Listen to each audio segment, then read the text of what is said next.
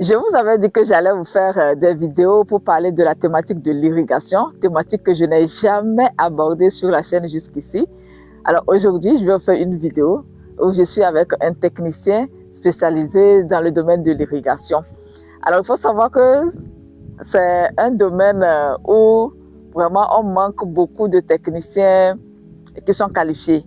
Parce que par exemple sur cette ferme, il y a plusieurs techniciens qui sont passés, mais qui n'ont pas vraiment réussi à trouver des solutions. Même sur plusieurs fermes sur lesquelles je travaille, je vois qu'on n'arrive pas à mettre en place sur ces fermes des systèmes d'irrigation qui sont efficaces.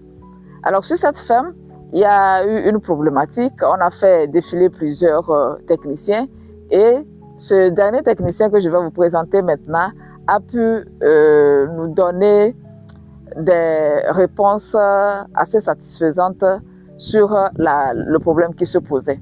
Donc c'est la raison pour laquelle j'ai jugé nécessaire de mener une petite discussion avec lui pour qu'on puisse comprendre les fondamentaux de l'irrigation. Si vous me suivez pour la première fois, moi je m'appelle Solim, je suis une entrepreneure agricole, passionnée du monde rural. Je travaille au quotidien avec des populations rurales sur des projets agricoles. Je gère des fermes agricoles pour les exploitants individuels qui me sollicitent. Je suis avec le technicien dont je vous parlais. Je vais le laisser se présenter lui-même. Ok, je suis M. Bernard Afanvi, directeur de société STT. Notre spécialité, c'est de faire le forage et faire les systèmes d'irrigation dans les champs, faire les installations solaires, alimenter les fermes avec les pompes solaires, les pompes hybrides, faire un système d'irrigation pour que le client soit satisfait. Exactement. Donc, sur cette ferme, on avait besoin d'un technicien qualifié dans ce domaine. Et il y a une personne qui vous a recommandé et vous êtes venu, vous nous avez trouvé une solution. Alors, comme vous avez constaté, avant que vous ne veniez, il y a d'autres techniciens qui sont passés. Okay. Et à chaque fois, ils demandaient qu'on doit acheter de nouveaux équipements pour pouvoir faire fonctionner le système d'irrigation en place. Bon, mais lorsque vous êtes venu, quel a été votre constat? Ok. Moi, ce que j'ai fait comme constat ici à mon arrivée est que j'ai vu que vous avez les pompes, vous avez les panneaux, vous avez plusieurs pompes. Oui. Déjà, en tête, je sais qu'il y a un problème.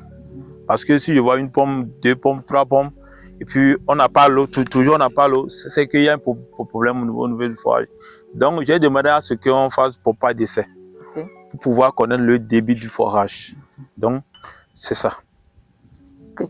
Donc, lorsque vous faisiez, moi je suivais attentivement parce que moi, même quand les techniciens viennent travailler sur un domaine que je ne maîtrise pas, je reste à côté, je pose des questions et je suis de bout en bout. Donc, selon vous, la première des choses à faire, c'est de vérifier la qualité du forage. Oui.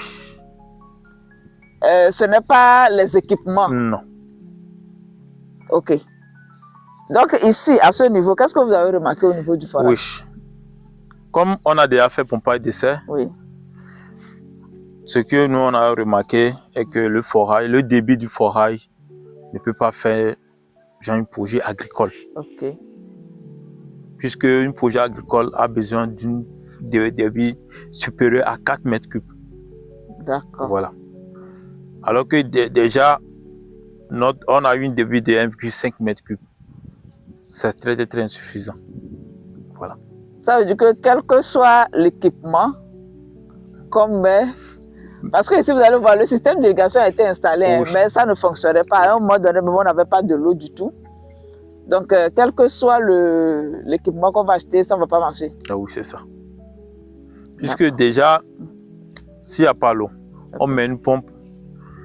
Tout à l'heure, si le débit est élevé, vous allez, à 2 mètres cubes, vous allez voir que l'eau va couper à peine 1 heure de temps. Oui. Si vous voyez qu'actuellement ça ne coupe pas, c'est pas parce que le débit de la pompe qui est immergé à la profondeur, c'est petit aussi, genre, le débit n'est pas élevé. Donc, ça correspond aux caractéristiques du forage. Ce qui fait que vous pouvez pomper actuellement, ça ne va pas couper. Mais si on met une pompe de 4 mètres cubes tout à l'heure, vous allez voir que l'eau va couper. D'accord. Ok, bon. Moi, ce que moi je constate, c'est qu'actuellement, on arrive à avoir de l'eau, au moins pour la consommation de la ferme. Même si pour le système d'irrigation, bon, on laisse ça en parenthèse, au moins on a de l'eau pour la ferme. Donc ici, on est à côté d'un générateur. Oui. Pour le moment, c'est avec ce générateur-là que vous faites fonctionner Oui. Le forage. Oui. C'est ça, non? Oui. Alors qu'il y a le système aussi solaire à côté. Oui. Bon, pourquoi avez-vous préféré utiliser le générateur? Ok. Merci pour ce que vous avez demandé.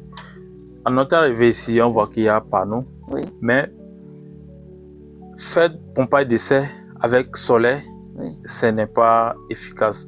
Et oui. Pourquoi? Le soleil n'est pas stable. Parfois ça vient, ça repart. Donc en ce moment, le débit peut chuter. En ce moment, le remontée du forage va faire que nous, on ne va pas avoir le résultat que nous on veut. Donc, pour que ça soit quelque chose de bon, s'il y a un générateur, on utilise un générateur. Ok. D'accord. Bon, déjà aussi, pour faire démarrer ce générateur-là, on avait demandé à notre technicien de le faire. Il a dit qu'il ne maîtrise pas le côté générateur, quand bien même il travaille sur le forage aussi. Alors, c'est des spécialités qui sont différentes? Oui, ce sont des choses qui sont très différentes. Je me suis présenté là-bas. Oui.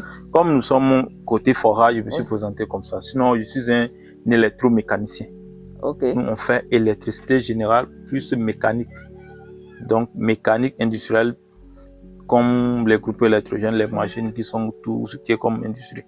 Donc, notre spécialité, c'est un peu vaste. Vaste, n'est-ce pas?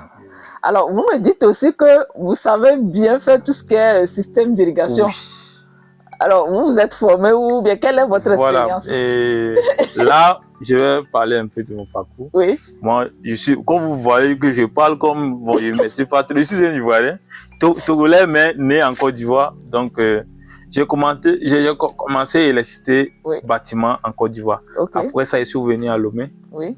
J'ai fait BTS en électromécanique. Okay. Après ça, j'ai fait un parcours sur le Mali. Oui. Pour faire la formation en énergie solaire. Donc, ce qui a fait que, bon, là-bas au Burkina et Mali, on a fait les installations solaires, on a fait les systèmes d'irrigation. Donc, au Mali, j'ai travaillé avec Agri Mali. Donc, c'est une société, eux, ils font l'agriculture. Oui. En même temps, donc, on fait tout ce qui est comme travaux de plomberie, solaire, et puis, genre les produits maraîchers, quoi. Ouais. D'accord. Bon, là, j'ai vu que pour le moment, c'est le travail que vous avez fait sur cette ferme-là que je qualifie. J'ai vu que, en fait, j'ai vu la différence. On va aussi essayer sur d'autres fermes à mettre en place le système d'irrigation. Et là, je vais voir si vraiment votre CV que vous nous présentez là, est-ce que le CV tient vraiment? Donc, on va tester ça. Il n'y a même pas de souci. Mais il faut noter aussi que vous êtes basé à Notier. Ah oui, je suis basé à Notier. Donc, c'est à dire que c'est pas parce qu'on est en milieu rural qu'on n'a pas de gens qui sont qualifiés. Hein. Oui, il est à Notier, mais bon, quand même, je ne veux pas trop le qualifier parce que je le qualifie par rapport au travail qu'il a fait ici, qui est très satisfaisant. On aime ça. Voilà, au fur et à mesure qu'on va travailler sur d'autres fermes, on va voir voilà, si ça va quoi. Il y a même pas de souci, nous sommes disponibles. On est là. Ok, bon, vous avez ouvert une boîte ici. Est-ce que vous pouvez nous parler de ce qu'il y a là? Ça, ici, on a une coffre. L'ensemble s'appelle une coffre. Oui. C'est un coffre électrique. Donc, on a un disjoncteur de tête. Ok. Son rôle, c'est quoi? C'est de protéger tous les appareils qui seront branchés sur le générateur. Ok. Donc, nous avons ici, ça c'est un disjoncteur de tête. Nous avons les petits disjoncteurs ici. Ils ont fait une répartition. Quoi. Okay. Genre, chaque utilisation a son disjoncteur de protection. Donc ici, nous avons un disjoncteur de 40 ampères. Alors que ici, disjoncteur de tête là, c'est un disjoncteur de 125 ampères. Donc lui peut supporter jusqu'à 125 ampères. Ok. Bon, en tout cas, moi, même si tu expliques tout ça, peut-être je ne vais pas trop comprendre, mais bon, il faut nous dire juste l'utilité de... Ah ouais, c'est la protection. D'accord, c'est pour protéger Oui. les appareils Oui. qu'on va mettre au niveau du générateur. Bon, je ne vais pas vous tenir plus longtemps, parce que si tout va bien, on aura le temps de faire d'autres vidéos par rapport aux projets sur lesquels on aura à travailler. Il n'y a même pas de souci. Merci beaucoup de nous avoir accordé cette interview. Merci à vous aussi. Nous sommes trop contents. Ok, merci beaucoup de nous avoir suivis jusqu'à la fin. Comme d'habitude, je vous donne rendez-vous dans quelques jours pour une nouvelle vidéo. D'ici là, prenez bien soin de vous, portez-vous bien. Au revoir.